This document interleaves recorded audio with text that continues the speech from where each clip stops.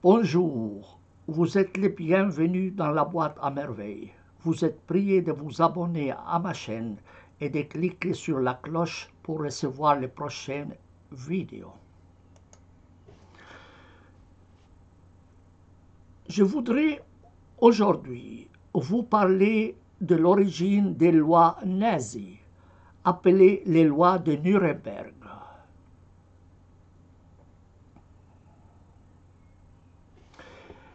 Les lois nazies, appelées les lois de Nuremberg, sont une série de lois racistes, promulguées le 15 septembre 1935, qui constituent un jalon dans la politique législative anti-juive en Allemagne. La législation la plus importante était la loi sur la citoyenneté du Reich et la loi allemande sur la protection du sang et l'honneur allemand, qui supprimait la citoyenneté des Juifs en tant que membres d'une autre race et empêchait les relations sexuelles entre Juifs et non-Juifs, ou l'emploi de servantes allemandes dans des foyers juifs. Ces lois visaient à séparer légalement et socialement les Juifs et les Allemands en Allemagne. Cette idéologie nazie exclusiviste n'est pas l'invention des Allemands, mais une idéologie empruntée aux Juifs. Il suffit de lire les ouvrages du professeur Israël Shaak pour se rendre compte du racisme au sein du judaïsme. Cette pensée raciste juive se trouve dans un discours publié en 1844 par le premier ministre britannique Benjamin Disraeli, dans lequel il décrit la pureté de la race juive dans des expressions qui feraient rougir Hitler lui-même.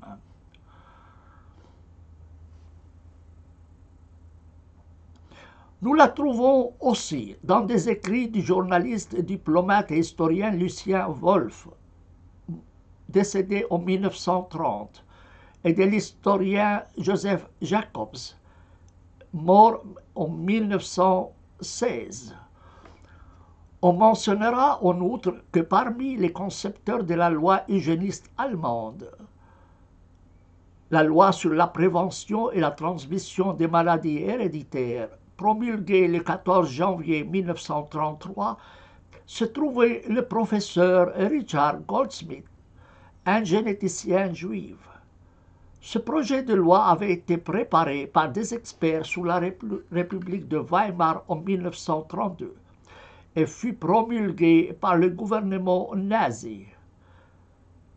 Hitler n'a fait que transférer la pensée raciale et juive en faveur de la race allemande.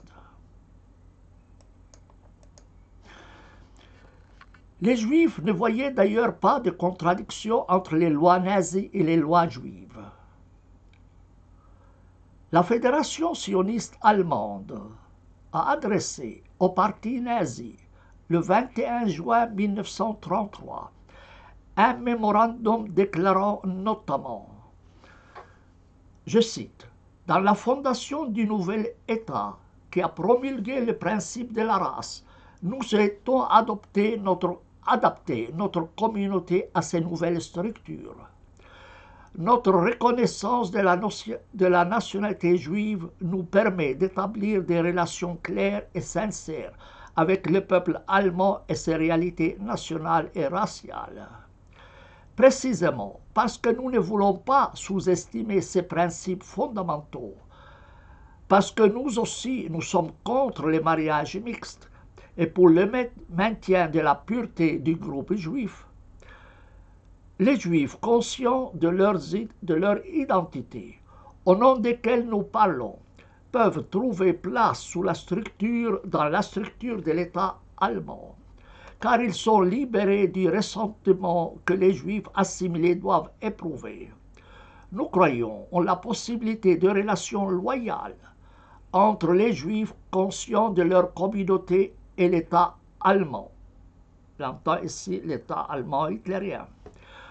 Pour atteindre ces objectifs pratiques, le sionisme espère être capable de collaborer même avec un gouvernement fondamentalement hostile aux Juifs. La réalisation du sionisme n'est gênée que par le ressentiment des Juifs à l'extérieur contre l'orientation allemande actuelle, la propagande pour les boycotts actuellement dirigés contre l'Allemagne est par essence non sioniste. Donc c'est le texte qui a été écrit par la Fédération sioniste d'Allemagne aux autorités allemandes pour leur dire qu'il n'y a pas de contradiction entre les lois nazies et les lois juives.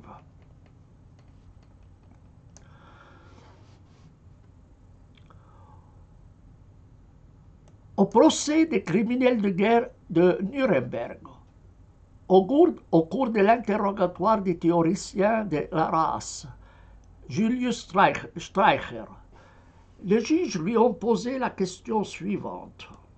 Donc c'était un des criminels de guerre condamnés à Nuremberg. Les juges lui ont posé donc la question suivante. En 1935, au congrès du parti à Nuremberg, les lois raciales ont été promulguées. Lors de la préparation de ce projet de loi, avez-vous été appelé en consultation et avez-vous participé d'une façon quelconque à l'élaboration de ces lois? Réponse de Streicher. Oui, je crois y avoir participé, en ce sens que, depuis des années, j'écrivais qu'il fallait empêcher à l'avenir tout mélange de sang allemand et de sang juif.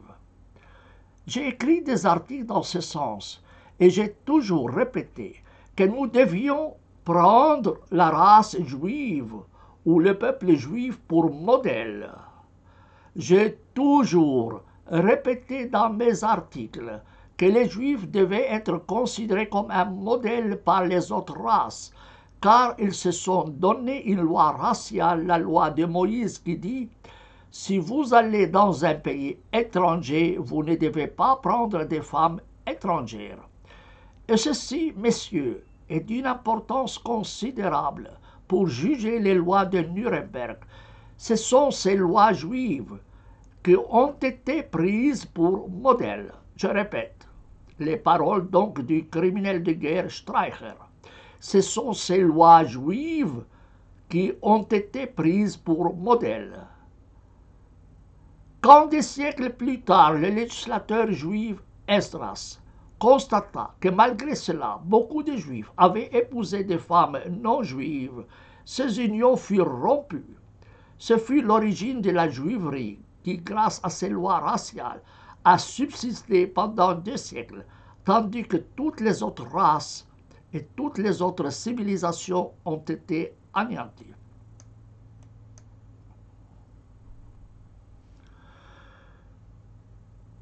Signalons ici que la Bible interdit le mariage mixte entre juifs et non-juifs.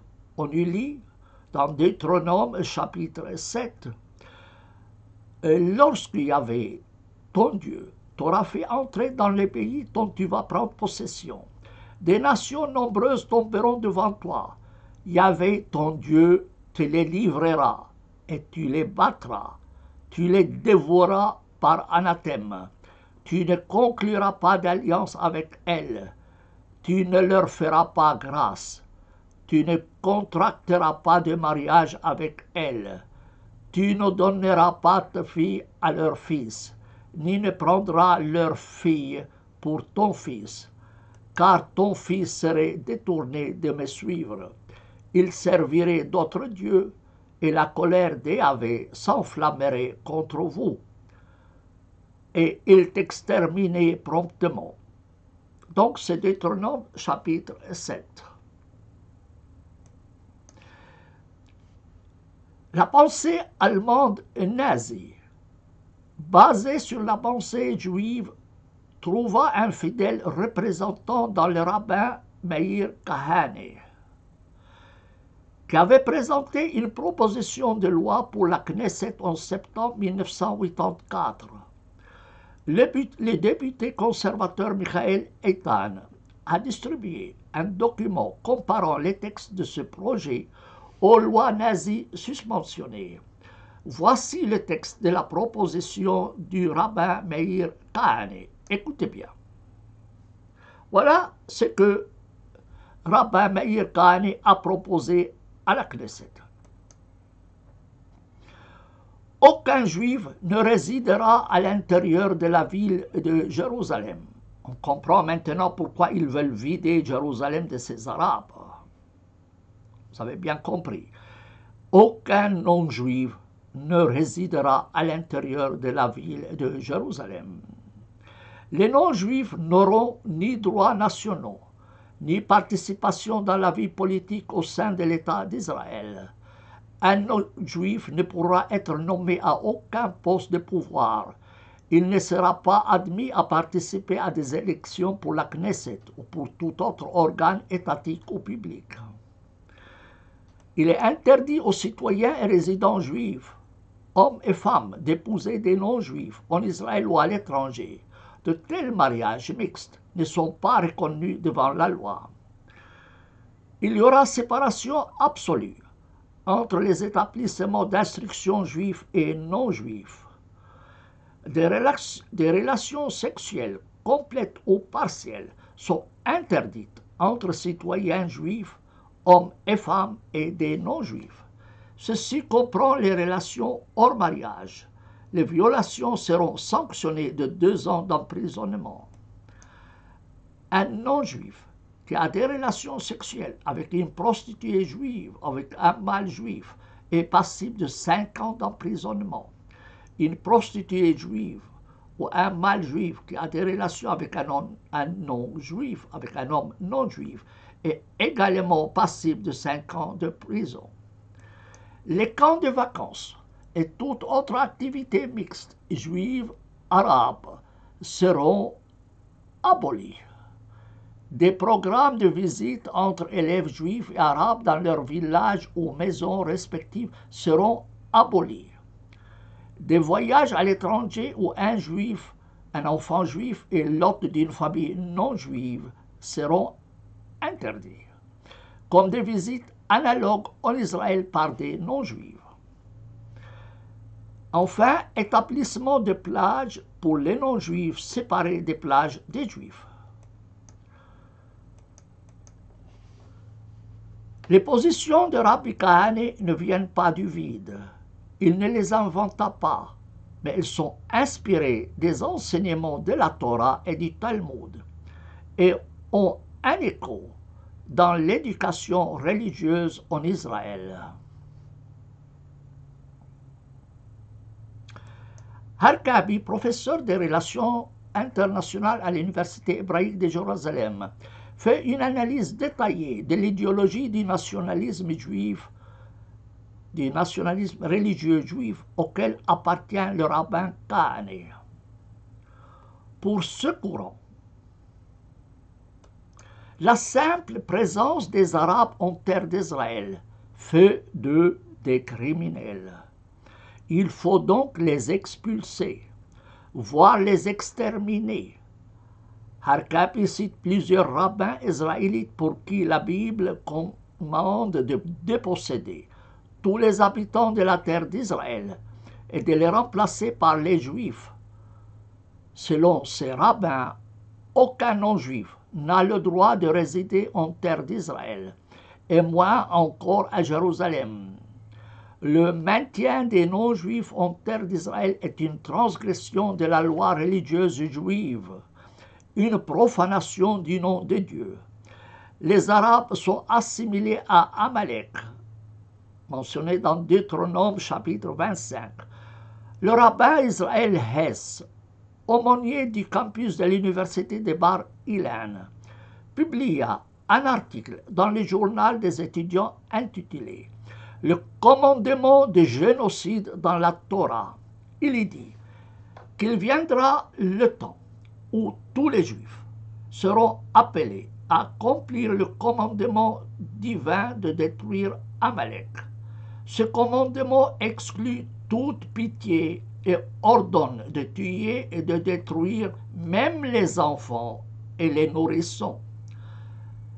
Ce rabbin invoque Maïmonide pour affirmer que le fait de tuer un non-juif ne transgresse pas le commandement « tu ne tueras point ».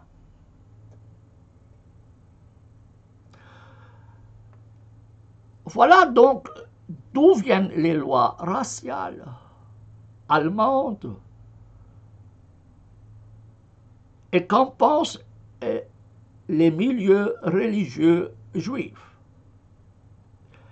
Et on comprend maintenant ce qui se passe en Palestine,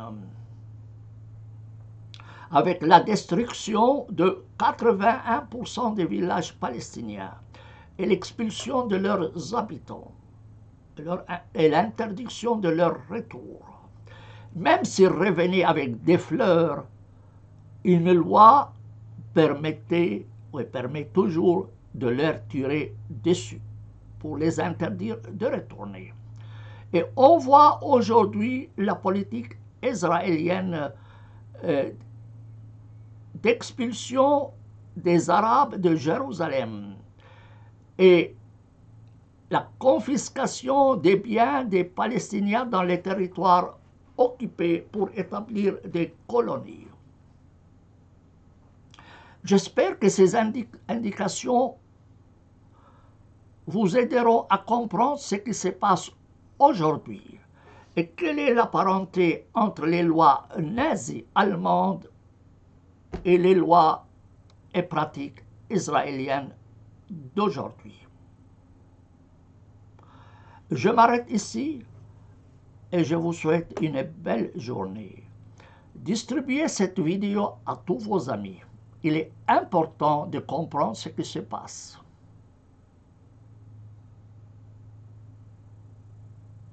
Il est important de comprendre ce qui se passe aujourd'hui en Palestine. De purification ethnique pratiquée par l'État d'Israël sur des bases communes, juives et nazies. Je m'arrête ici. Je vous prie de vous abonner à ma chaîne et de cliquer sur la cloche pour recevoir les prochaines vidéos. Au revoir.